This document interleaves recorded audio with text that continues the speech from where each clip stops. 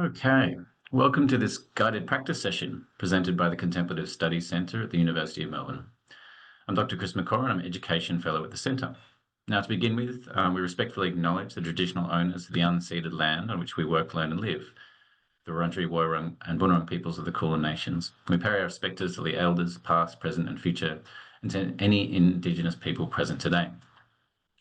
Now, before we get started, I do want to remind all participants that your well-being is our highest concern, and that by joining this session, you do so in compliance with the CSC terms and conditions, as you indicated when registering online. Please see the chat for more information, but if you're unwilling or unable to comply with the CSC terms and conditions, we do respectfully ask that you please leave the session now. But we are delighted to welcome here Associate Professor Matthew Sharpe to facilitate this guided meditation series on the Stoic tradition. Now, Matthew is a lecturer and researcher at the Australian Catholic University who has written extensively on Stoicism and philosophy as a way of life in the ancient traditions. Now, as we proceed, if you do have any questions, comments, or reflections, you can place them in the Q&A at any point during the session, and we'll address as many as possible towards the end. And you can also hit those emoji buttons too if you're feeling the feelings. Anyway, welcome, Matt, and I'll hand over to you for the session. Thank you very much, Chris, and thank you to the centre, and thank you to all of you who are here in this room. Although I can't presently see you, I appreciate your time and attention, which is what we'll be talking about. So a little bit about me. As Chris has mentioned, I've worked extensively on Stoicism in one form or another since about 2007 and 2008. This is the first time I've ever conducted a meditation session. I've been in meditation sessions, both in groups and with a particular mentor. So it's a new experience for me, and it's something that is exciting. And I'm looking forward to the 5 sessions that we'll be doing on Stoic meditation. Today, I've been asked to say a few words introducing you to the Stoic tradition. I imagine many of you will have not heard much, or perhaps not been exposed. Some of you may be more advanced in terms of your knowledge of this tradition. And then we will do our first guided practice, and that guided practice will focus on this prosoke, which is the Greek word for attention, which I think is the best place to start in a sequence of meditative practices, which are guided by the Stoic tradition. All right, so let's do some of that back work, and so people know in advance. I'm hoping that we'll get into the practice around 20 minutes past, and so that will give us 15 minutes to do the meditation. All right, so there is a book from a leading Stoic whose recognized English translation is Meditations, and that is, of course, the book by Marcus Aurelius, the Stoic emperor, from the 2nd century, entitled in Greek something more like Things to Himself, Notes to Himself. So I thought I'd start with this book, which gives you an orientation in terms of where we're heading. So Marcus Aurelius's Meditations is kind of like a personal diary, except it's not very intimate or personal. We don't get to learn too much about his private self. Unlike our diaries, Marcus doesn't seem to be especially concerned about expressing what is inside or what is unique to him. He seems to be more concerned with recalling thoughts and principles about life and how he wants to live life from Stoic philosophy. So it's more like bringing these external ideas and principles in to himself, rather than our diary, which is getting it out, getting it onto the page. His goal in these meditations is something like this: to attain serenity and to prepare himself as well as he can, so that he can, as we say, be the best version of himself. to speak and act well, thoughtfully, indeed, philosophically. So, Stoic meditation is going to be about trying to internalize a certain set of ideas about the world, which the Stoics believe are conducive to a happier, more fulfilled life characterized by tranquility and serenity, at the same time as not being a life which is withdrawn from activity and social activity in particular.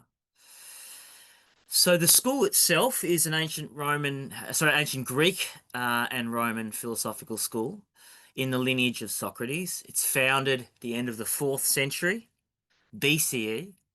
The first three famous heads of the school in Athens were Zeno, Cleanthes, and that should be Cleanthes and Chrysippus.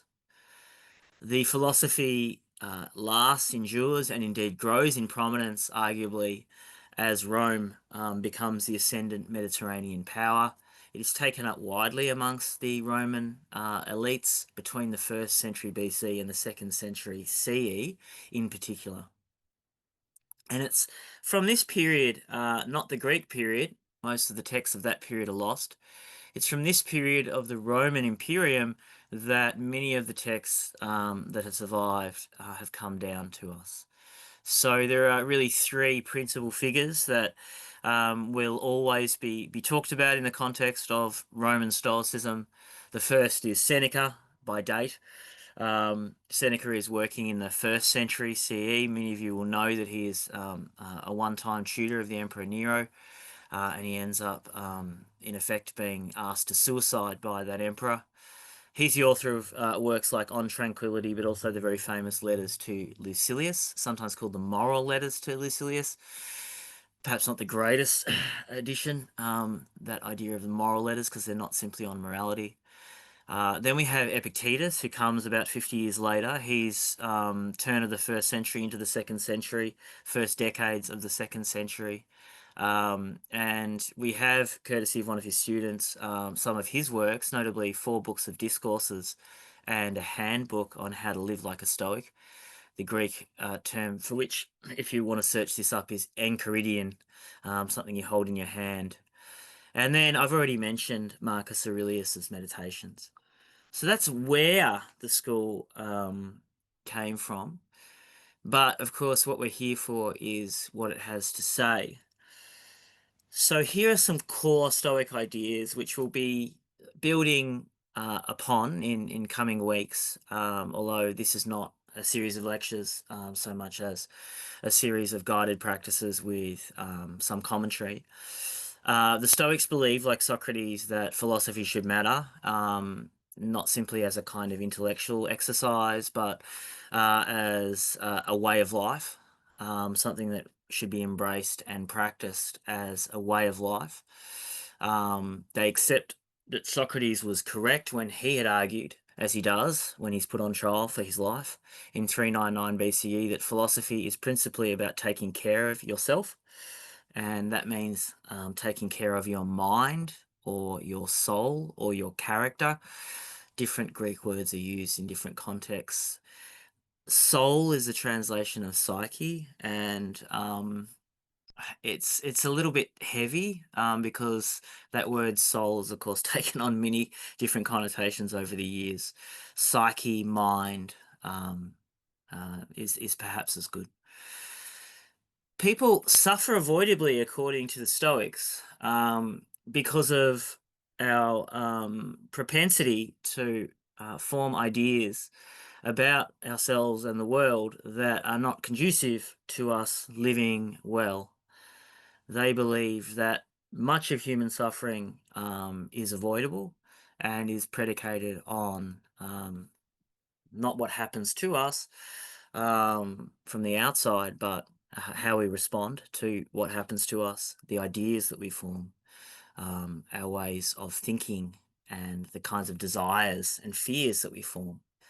They believe that the way to be happy is to cultivate virtue, and the 4 cardinal virtues that they speak of are moderation of impulses, courage under fire, justice to others, and wisdom in thought and decision making.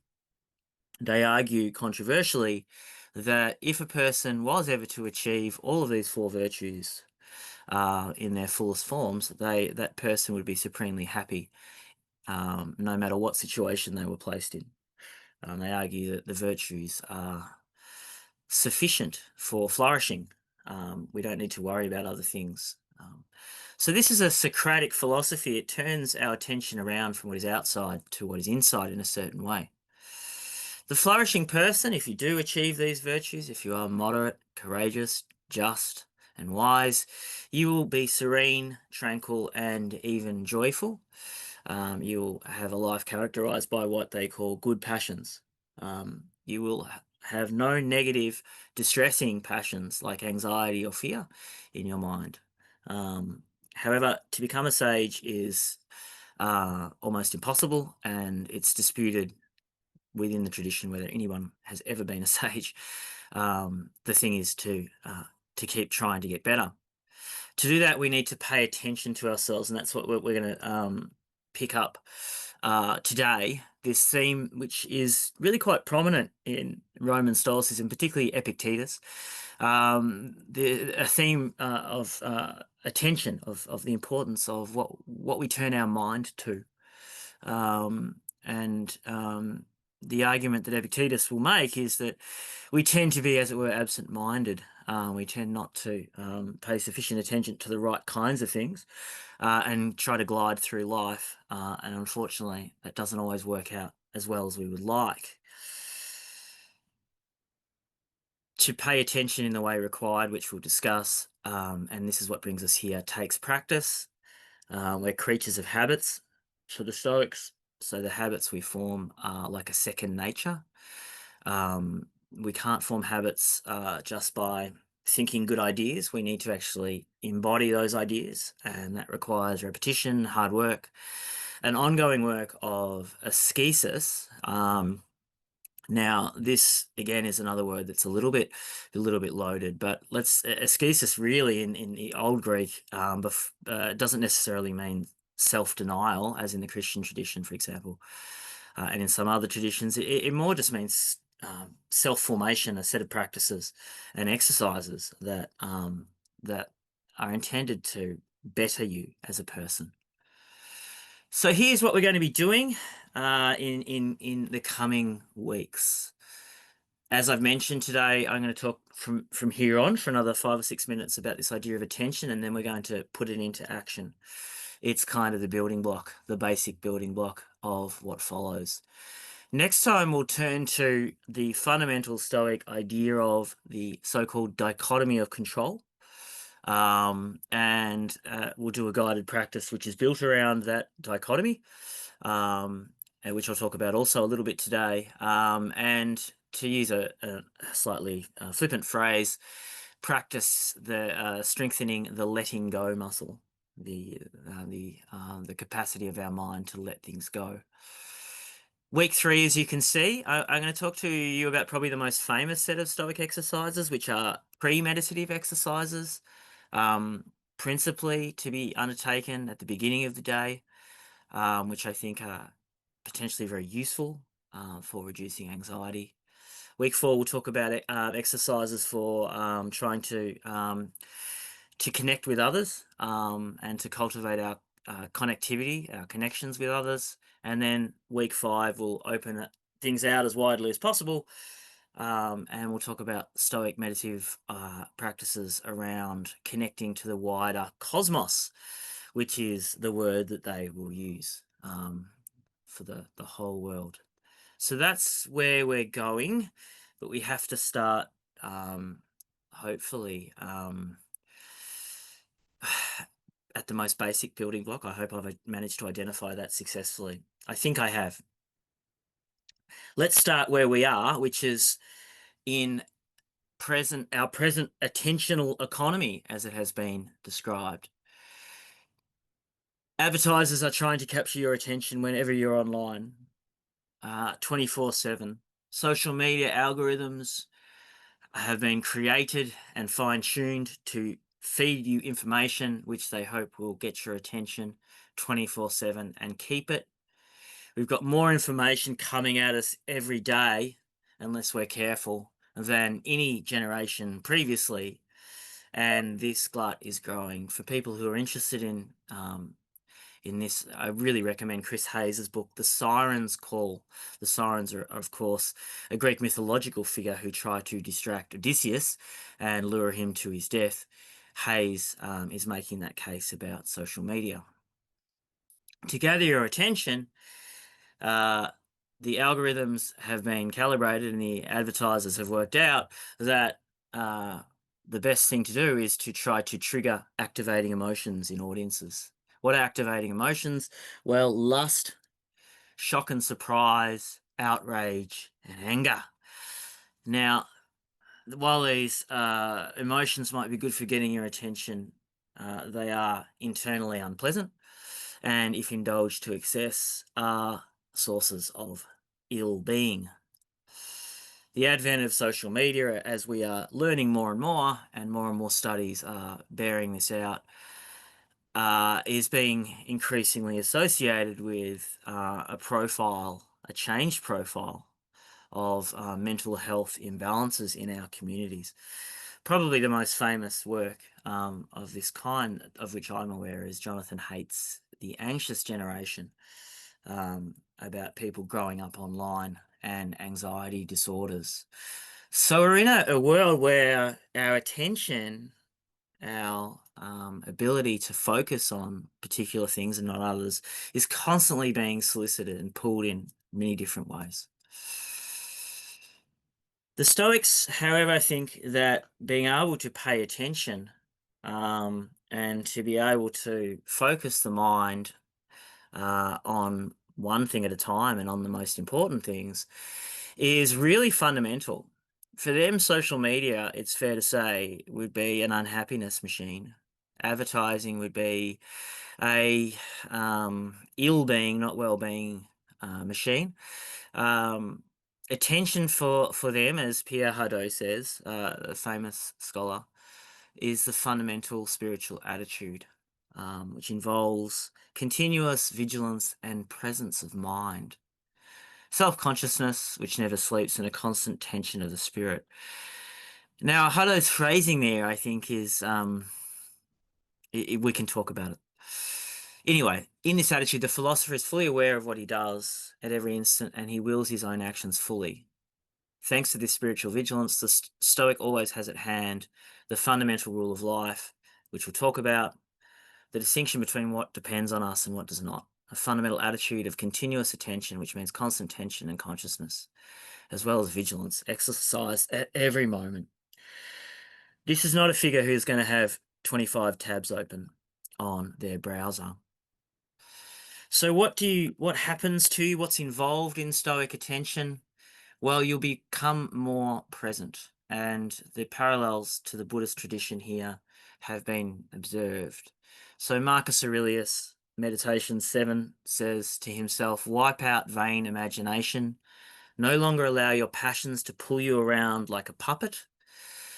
You're not going to be much good on social media. Confine your attention to the present time. Learn to recognize what is happening to yourself or another. So firstly, what does paying attention mean? It means being more grounded in the present. Secondly, I've mentioned this idea of the dichotomy of control. And I'm going to be coming back to this pretty much every week because it really is really fundamental. And the Stoics basically ask us to recognize that in the scale of the world, the way the world has been shaped and made, there's only a very limited amount of things that we are actually in control of, or that, as they say, depend upon us. What we think, what we believe, what we desire, what we wish we could avoid, what we say, and what we do. Now, pretty much everything else in the cosmos is either wholly or at least partly or uncertainly outside of our control. So this includes what others are doing or enjoying, the weather, global politics, what happened in the past, what may or may not happen in the future. The thing is, the Stoics already observed of people of their time that we spend a lot of time and energy dwelling on things we can't control and can't change. And the Stoics ask us to consider whether that's the best way of spending our finite mental energy. And so they enjoin us to redirect our attention towards the elements of reality that have been given to us to control, or to at least have an active say in, that depend upon us, rather than squandering our energies on things we can't change. And that's the dichotomy of control. I'm just getting to the end of the talking, and in a moment we're going to move into the practice. Cultivating attention then is key to the Stoic practice. Socrates said the unexamined life is not worth living. Epictetus, the Stoic, says, well, we should take that further, and we should more or less try to become aware of anything that our attention passes over. We should ask it, where have you come from? Like a guard watching at night. Do I want to have this kind of thought? Is this the kind of thought that is consistent with who I want to be? And undertaking that practice, that discipline of attention, is really the heart of what it is to try to be more stoic. So he says you ought to care about nothing else except the proper use of appearances. What are appearances? What we perceive about the outside world, what ideas and impulses we form about ourselves and that world. I'm going to aim to finish at 25 past, so we have a full 10 minutes. So cultivating attention is trying to live an examined life, and that involves a kind of cultivated self-awareness that the Stoics believe we can benefit from, but we don't usually undertake. Epictetus comments that in his handbook that when we're walking, we're careful not to step on nails, so we don't hurt our foot. We should do the same with the soul as we do for the body. We should be careful not to think thoughts that are nails, if you like, thoughts that can be damaging to ourselves as well as to others.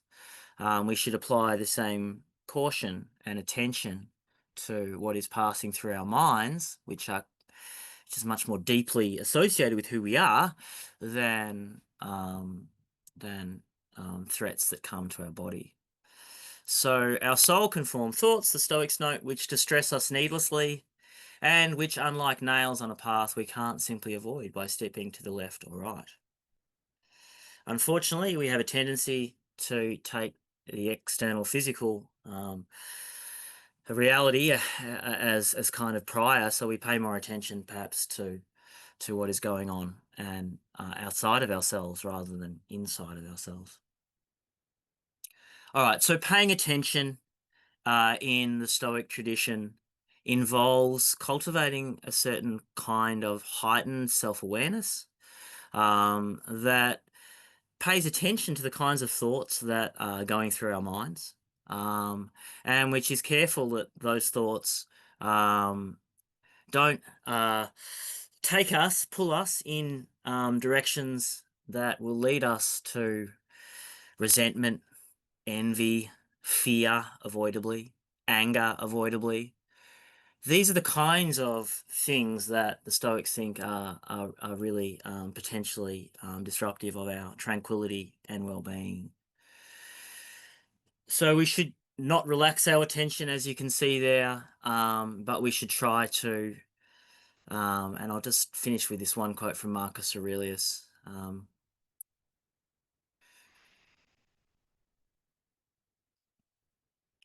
Thoughts that we, if you like, if we were asked by an external party, we'd be able to give a clear account of and not feel ashamed of. We want those kinds of thoughts and ideas and beliefs to be characteristic of who we are and our internal life.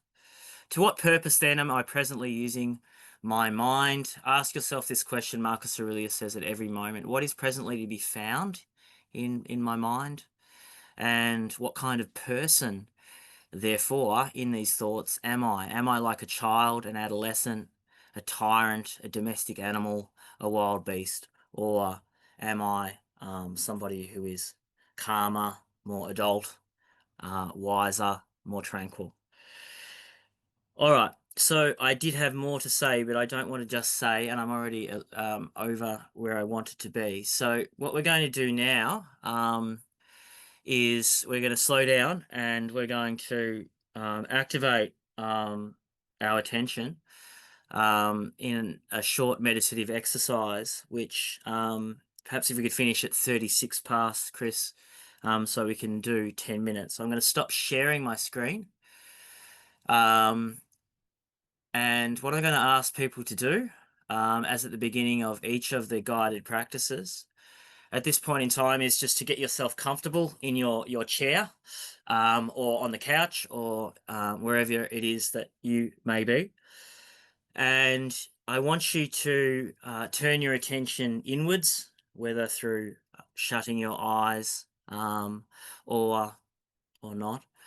And I want you to just briefly pay attention, turn your attention to your breathing. And I want you to, just with me, breathe in and out very, very slowly. Just taking your time and paying attention to your breath.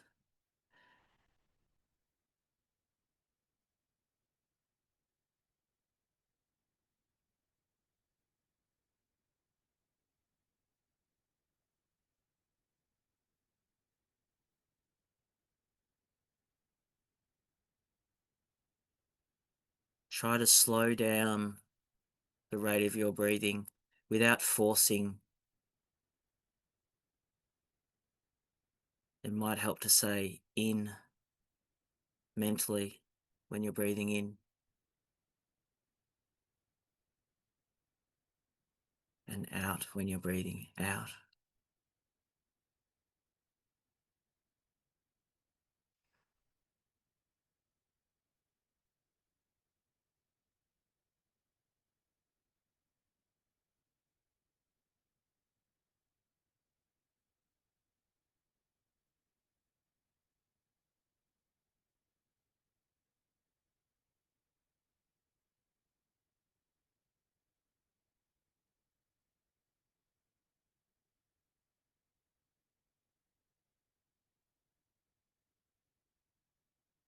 Now, every time you notice as you breathe in and breathe out, and you try to focus just on the breath, your attention might wander. Every time you notice that, no matter what else it is you happen to be thinking about, just make a quiet note and return your attention back to your breathing.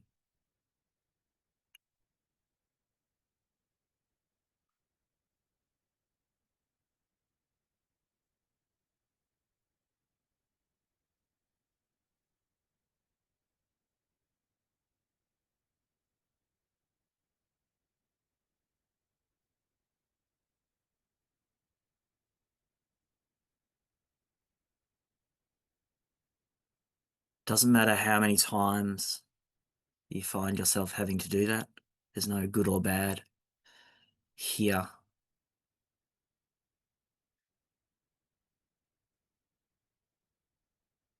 It's just about becoming aware of your attention,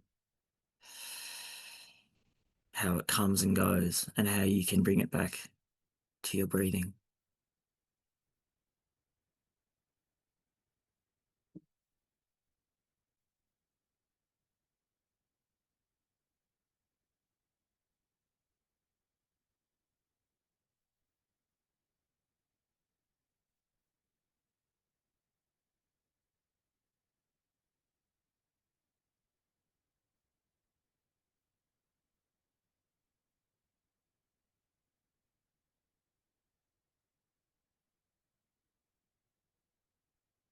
Now, if you can, while you're just gently breathing slowly in and out, I want you to turn your attention to the soles of your feet. and the sensations from the soles of your feet.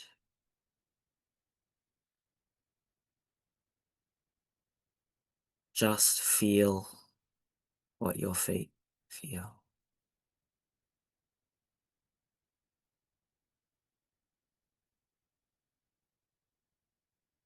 Try to hold your attention on that sensation. Is it cold? Is it warm?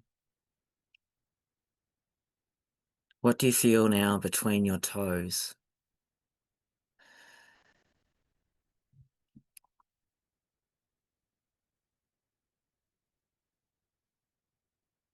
Can you hold your attention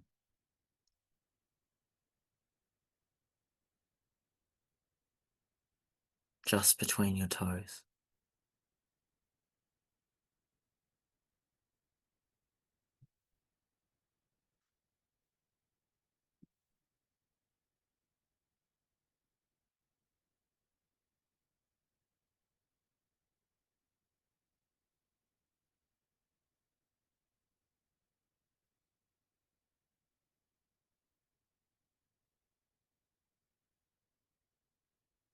Now see if you can turn your attention to your navel,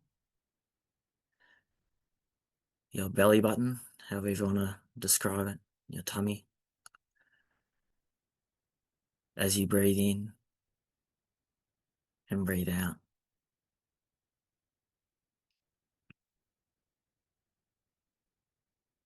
Can you use your attention to relax your stomach muscles as you sit or lie?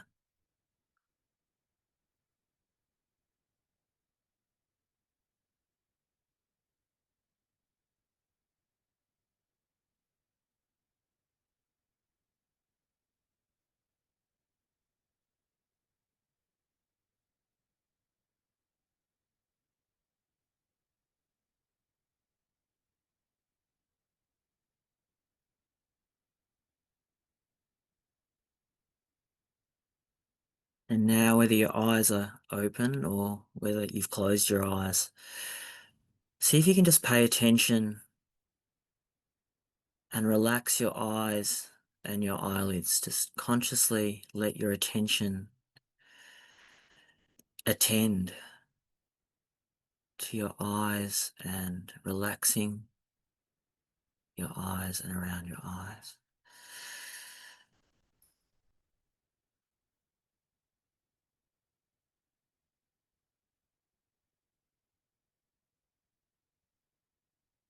Don't have to force anything.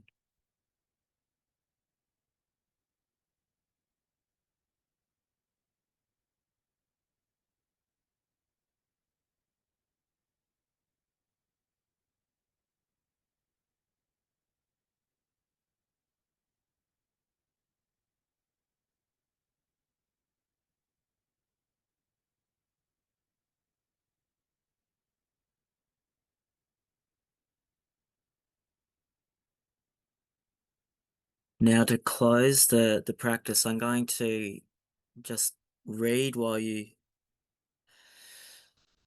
please keep attending to your breath. I'm going to read from Marcus Aurelius, one of his meditations about focusing the attention.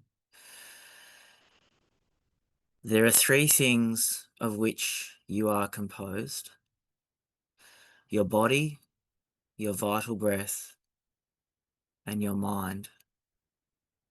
The first two are yours only insofar as you must take care of them. But the third, your mind or soul, is yours in a deeper sense.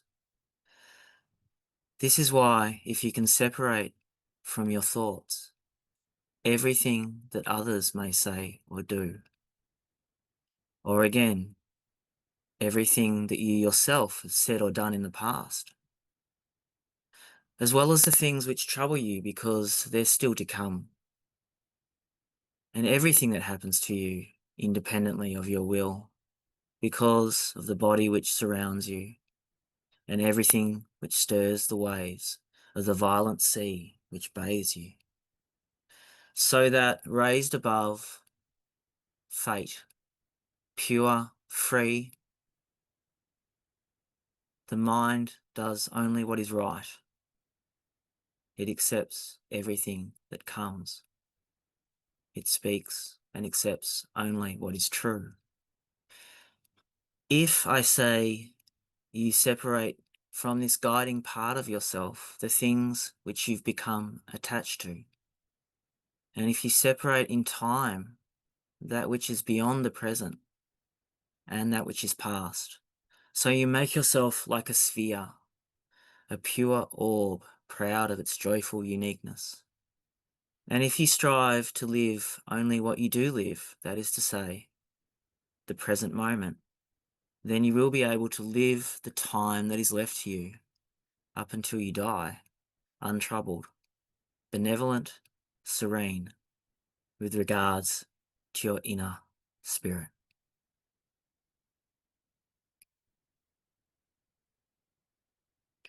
So just a couple more breaths in and out, and then I'll hand back to Chris. Perhaps open your eyes if they've been closed. Begin to move your body if you've been stationary. Re-become aware of your environment, as I do now by handing over to Chris. Thanks so much Matt, for that practice. Good to see some wonderful feelings coming out there from the audience. So we do have a few minutes now for any questions or reflections. You can just hit that Q&A button and add there. We do have questions sitting there, which is great. So thanks, Anne. Anne asks, referring to the presentation you did at the beginning, she said, so far you've talked a lot about thoughts, but not about feelings. What do Stoics think about this? So the Stoics think that our thoughts and our feelings are interconnected, and that each of the characteristic feelings that we can have, positive and negative, all carry with them a characteristic set of beliefs and ideas. You have angry thoughts, you have happy thoughts, as well as happy feelings and angry feelings. And the Stoics think that if we can pull the lever of the beliefs, if you like, what we think, the ideas, we can engender change at the level of how we have affects, how we feel. So think of if anyone's had the experience of you've got angry at someone, and then a third party has said, well, actually, that person didn't do what you thought they did.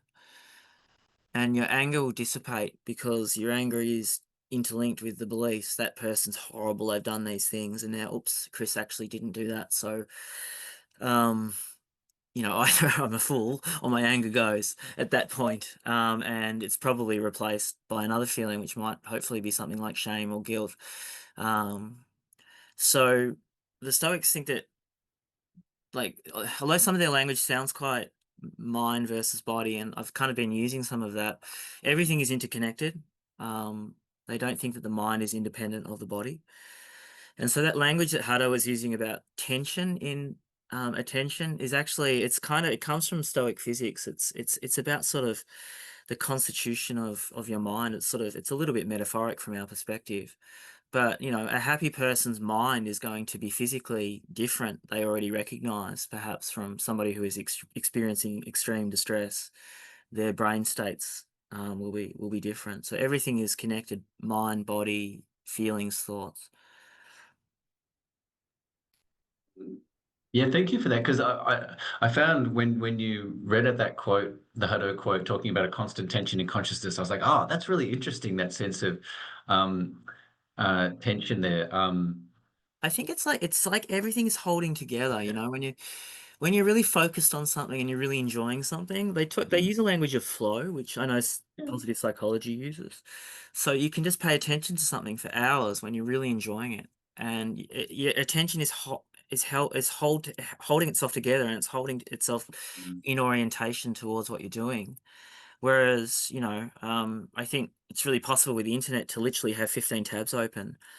And I mean, I'm guilty of this. So I've been looking forward to these practice sessions because, I've got to get better at doing this, because if your attention is divided, then it's as though it's kind of coming apart, and you're probably not giving the best attention to any one of the 15 things you're trying to do. Yeah. Um, I just know that we have some other comments, some positive reflections from Rose and from Anna and from Kathy. So thanks for that feedback. Anna Nicola actually says, thanks for the amazing session. Do you teach whole courses on Stoic philosophy? I have in the past, and I'm not close to that possibility. I'm presently working, as Chris knows, as the head of school, so I'm not doing much philosophizing in my day job, unfortunately. But I would, yeah, I do love teaching this because I think it's good for me, and I know my wife's really happy that I'm doing this session today as well, because it helps to. I mean, one way the Stoics describe their practices is like life pulls us apart in all these different directions, and it's good every now and again just to kind of recenter, and then you can go back out into the world and get distracted and pulled apart again in 100 different directions, and then you go back and you sit down and you pull yourself together again. We can certainly share if other resources or potential opportunities turn out for sure. I'm just knowing a couple of people point out some connections to Buddhism. Catherine says, there looks to be some similarity with Buddhism, particularly the emphasis on the present and paying attention to it. And I was also struck by that imagery of the orb, of almost like the sphere of the present. So this question of yeah, how they think about time. We probably have another minute if you want to talk at all to that questions of that sense of orienting to the present as opposed to the past and the future. Yeah. So one of the things that we'll talk about more is this dichotomy of control, and it works in Mm, time. It's like we only ever live a sequence of moments, but we spend a lot of time when we're anxious, for example. A lot of our mind is as it were in the future, and we're not able to fully attend to the present. I think the Stoics think that when we're really going well, when we're really flourishing, we are kind of in a flow state.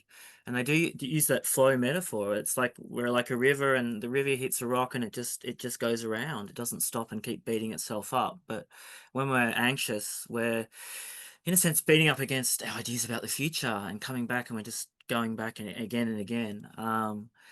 And so I think there's clearly a link across these traditions. mm. When a person is flourishing, in some sense, they are on top of their game in that moment, doing what needs to be done at that time, and fully available for that experience. I'll note that there's been some other comments, so thank you for those. And there's also been a comment, oh, we'd love to hear about what you intended to say. Like certainly I think potentially in follow-up weeks you can splice in maybe some of the things you didn't get to today, but there's certainly enthusiasm for the for Yeah, the the insights that we maybe missed out. We will have to conclude now, but yeah, maybe we can look at firstly any unanswered questions we can catch up with later on, and potentially some of that juicy material that you had to skip over today as well. sure. Yep. I can also make the slides available to you, Chris, when the time comes. Yep. Yeah. Look, thanks so much for attending today and so much for leading the practice and session again, Matt. It's fantastic. And we really hope to see everyone again for the next session next week. So catch you all then. Thanks again, Matt. Thank you, everybody.